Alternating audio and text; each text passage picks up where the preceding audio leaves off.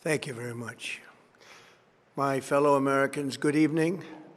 Let me begin by congratulating the team at NASA and our brave astronauts on the successful launch of Artemis II. It was quite something. It will be traveling further than any manned rocket has ever flown and will very substantially pass the moon, go around it, and come back home from a distance that has never been done before. It's amazing. They are on the way, and God bless them. These are brave people. We want to God bless those 4 unbelievable astronauts. As we speak this evening, it's been just 1 month since the United States military began Operation Epic Fury, targeting the world's #1 state sponsor of terror, Iran.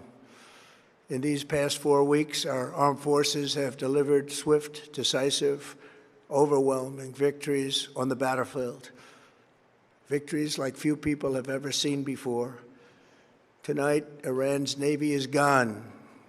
Their Air Force is in ruins.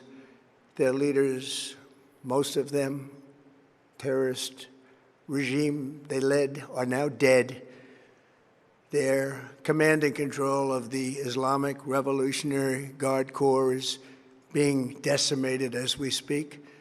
Their ability to launch missiles and drones is dramatically curtailed, and their weapons, factories, and rocket launchers are being blown to pieces. Very few of them left. Never in the history of warfare has an enemy suffered such clear and devastating large-scale losses in a matter of weeks. Our enemies are losing, and America, as it has been for 5 years under my presidency, is winning, and now winning bigger than ever before. Before discussing this current situation, I also want to thank our troops for the masterful job they did in taking the country of Venezuela in a matter of minutes. That hit was quick, lethal, violent, and respected by everyone all over the world. After rebuilding our military during my first term, we have by far the strongest military anywhere in the world. And now we're working along with Venezuela and are, in a true sense, joint venture partners. We're getting along incredibly well in the production and sale of massive amounts of oil and gas, the second largest reserves on earth after the United States of America. We're now totally independent of the Middle East, and yet we are there to help. We don't have to be there. We don't need their oil. We don't need anything they have, but we're there to help our allies. Tonight, I want to provide an update on the tremendous progress our warriors have made in Iran and discuss why Operation Epic Fury is necessary for the safety of America and the security of the free world. From the very first day I announced my campaign for president in 2015, I have vowed that I would never allow Iran to have a nuclear weapon. This fanatical regime has been chanting death to America, death to Israel for 47 years. Their proxies were behind the murder of 241 Americans in the Marine barracks bombing in Beirut, the slaughter of hundreds of our service members with roadside bombs. They were involved in the attack on the USS Cole, and they carried out the countless other heinous acts, including the just horrible, bloody atrocities of October 7th in Israel, something that most people have never seen anything like it. This murderous regime also recently killed 45,000 of their own people who were protesting in Iran. 45,000 dead. For these terrorists to have nuclear weapons would be an intolerable threat. The most violent and thuggish regime on earth would be free to carry out their campaigns of terror, coercion, conquest, and mass murder from behind a nuclear shield. I will never let that happen, and neither should any of our past presidents. This situation has been going on for 47 years and should have been handled long before I arrived in office. I did many things during my 2 terms in office to stop the quest for nuclear weapons by Iran first, And perhaps most importantly, I killed General Qasem Soleimani in my first term. He was an evil genius, brilliant person, a horrible human being, however, the father of the roadside bomb. And he lived just horrible what he did. Iran would have been perhaps in far better, stronger position. Had he lived, we would have had probably a different conversation tonight. But you know what? We'd still be winning and winning big. And then, very importantly, I terminated Barack Hussein Obama's Iran nuclear deal, a disaster. Obama gave them $1.7 billion in cash, green cash. Took it out of banks from Virginia, D.C., and Maryland, all the cash they had. He flew it by airplanes in an attempt to buy their respect and loyalty, but it didn't work. They laughed at our president and went on with their mission to have a nuclear bomb. His Iran deal would have led to a colossal arsenal of massive nuclear weapons for Iran, and they would have had them years ago, and they would have used them. It would have been a different world. There would have been no Middle East and no Israel right now, in my opinion, the opinion of a lot of great experts, had I not terminated that terrible deal. And I was so honored to do it. I was so proud to do it. It was so bad right from the beginning. Essentially, I did what no other president was willing to do. They made mistakes, and I am correcting them. My first preference was always the path of diplomacy, yet the regime continued their relentless quest for nuclear weapons and rejected every attempt at an agreement. For this reason, in June, I ordered a strike on Iran's key nuclear facilities, an Operation Midnight Hammer. Nobody's ever seen anything like it. Those beautiful B-2 bombers performed magnificently. We totally obliterated those nuclear sites. The regime then sought to rebuild their nuclear program at a totally different location, making clear they had no intention of abandoning their pursuit of nuclear weapons. They were also rapidly building a vast stockpile of conventional ballistic missiles and would soon have had missiles that could reach the American homeland, Europe, and virtually any other place on Earth. Iran's strategy was so obvious. They wanted to produce as many missiles as possible, and they did, with the longest range possible. And they had some weapons that nobody believed they had. We just learned that out. We took them out. We took them all out so that no one would really dare stop them. And their race for a nuclear bomb, a nuclear weapon like nobody's ever seen before. They were right at the doorstep. For years, everyone has said that Iran cannot have nuclear weapons, but in the end, those are just words if you're not willing to take action when the time comes. As I stated in my announcement of Operation Epic Fury, our objectives are very simple and clear. We are systematically dismantling the regime's ability to threaten America or project power outside of their borders. That means eliminating Iran's Navy, which is now absolutely destroyed, hurting their Air Force and their missile program at levels never seen before, and annihilating their defense industrial base. We've done all of it. Their Navy is gone. Their Air Force is gone. Their missiles are just about used up or beaten. Taken together, these actions will cripple Iran military, crush their ability to support terrorist proxies, and deny them the ability to build a nuclear bomb. Our armed forces have been extraordinary. There's never been anything like it militarily. Everyone is talking about it, and tonight I'm pleased to say that these core strategic objectives are nearing completion. As we celebrate this progress, we think especially of the 13 American warriors who have laid down their lives in this fight to prevent our children from ever having to face a nuclear Iran.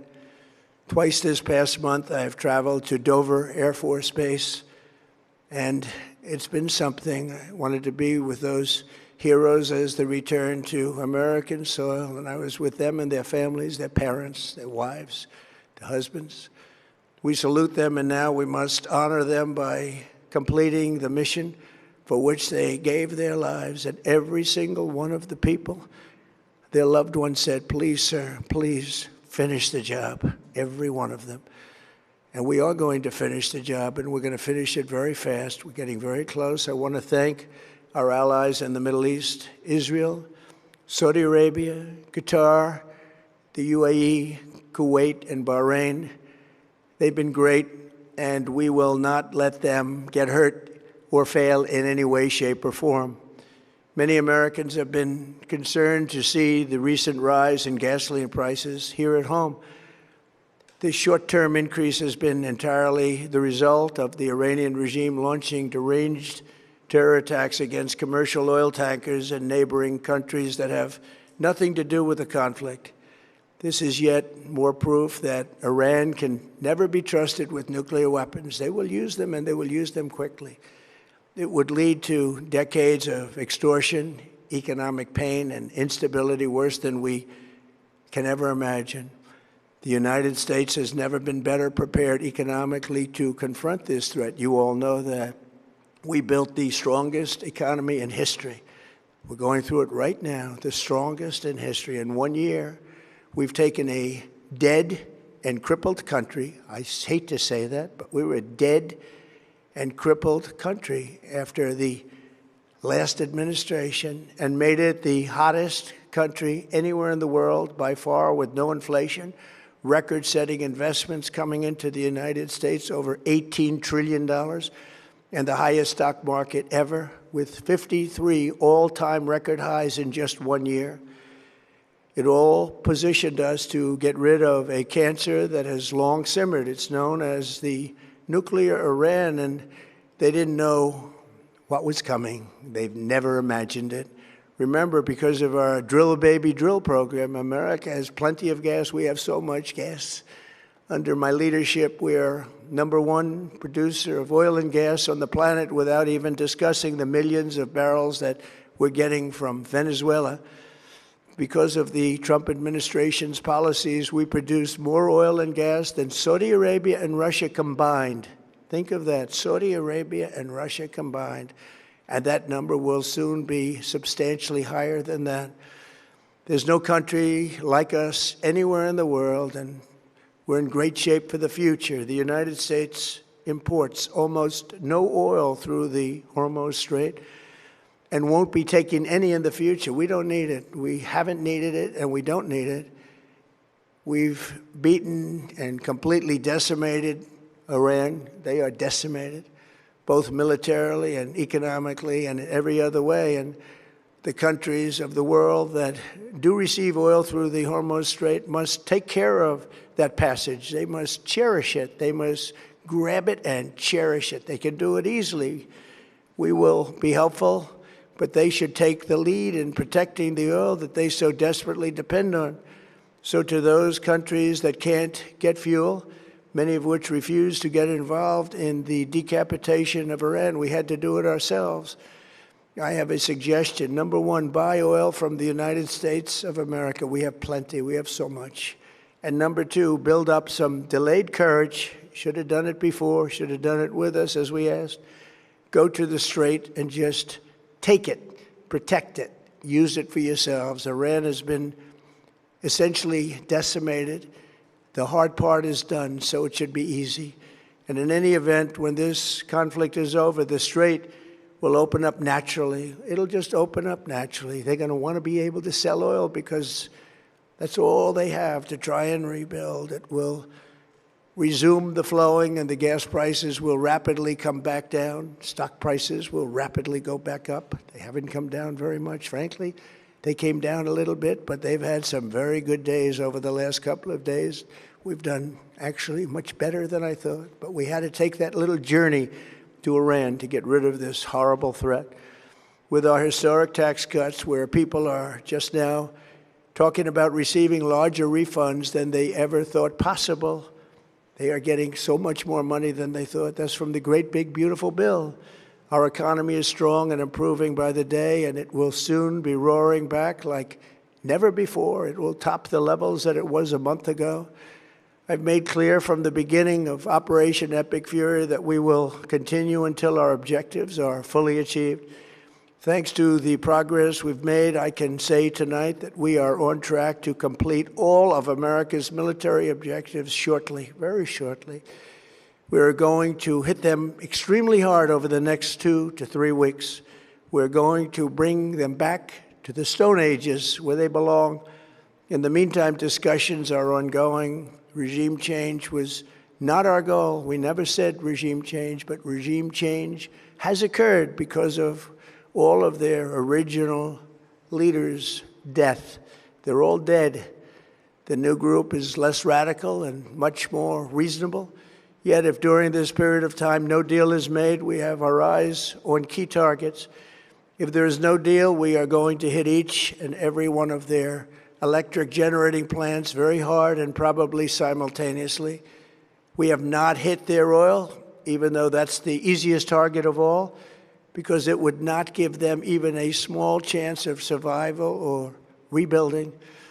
But we could hit it, and it would be gone, and there's not a thing they could do about it. They have no anti-aircraft equipment. Their radar is 100% annihilated. We are unstoppable as a military force. The nuclear sites that we obliterated with the B-2 bombers have been hit so hard that it would take months to get near the nuclear dust, and we have it under intense satellite surveillance and control. If we see them make a move, even a move for it, we'll hit them with missiles very hard again. We have all the cards, they have none. It's very important that we keep this conflict in perspective. American involvement in World War I lasted 1 year, 7 months, and 5 days. World War II lasted for 3 years, 8 months, and 25 days. The Korean War lasted for 3 years, 1 month, and 2 days. The Vietnam War lasted for 19 years, 5 months, and 29 days. Iraq went on for 8 years, 8 months, and 28 days. We are in this military operation so powerful, so brilliant, against one of the most powerful countries for 32 days. And the country has been eviscerated and essentially is really no longer a threat. They were the bully of the Middle East, but they're the bully no longer. This is a true investment in your children and your grandchildren's future. The whole world is watching, and they can't leave the power, strength, and brilliance. They just can't believe what they're seeing. They leave it to your imagination, but they can't believe what they're seeing, the brilliance of the United States military. Tonight, every American can look forward to a day when we are finally free from the wickedness of Iranian aggression and the specter of nuclear blackmail.